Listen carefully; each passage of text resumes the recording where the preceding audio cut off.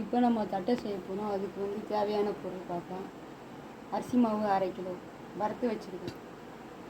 இதில் வந்து காரம் மிளகாத்தூள் 1 ஸ்பூனு, பெருங்காயம், மஞ்சள்தூள், உப்பு, 2 டீஸ்பூனு கடலைப்பருப்பு ஊற வச்சுருக்கேன். அப்புறம் 2 பச்சை மிளகாய் அரிஞ்சு வச்சுருக்கேன்.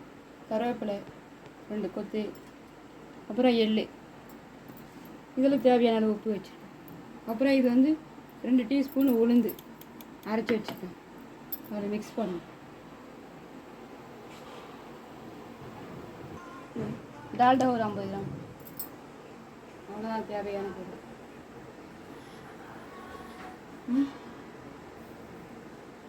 உப்பு, மிளகாய்த்தூள்,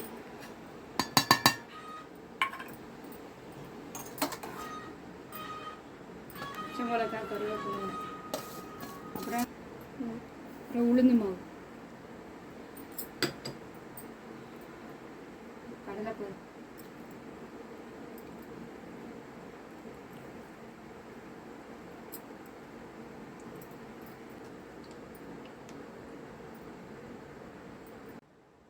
இப்போ மிக்ஸ் பண்ணணும். தண்ணி தேவையான அளவு ஊற்றி கரெக்டாக கட்டியாக இருக்கணும். ரொம்ப லூஸ் ஆகிடுச்சுட்டா பிடிக்க முடியாது, தட்ட முடியாது.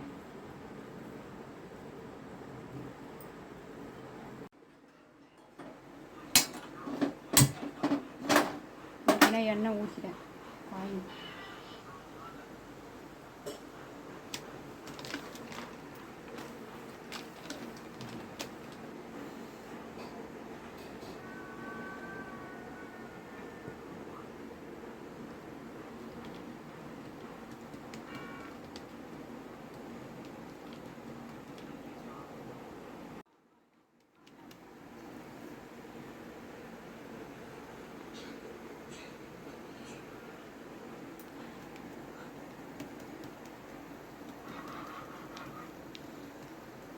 இப்போ எண்ணெய் காஞ்சிச்சு. இதில் போட்டுக்கலாம்.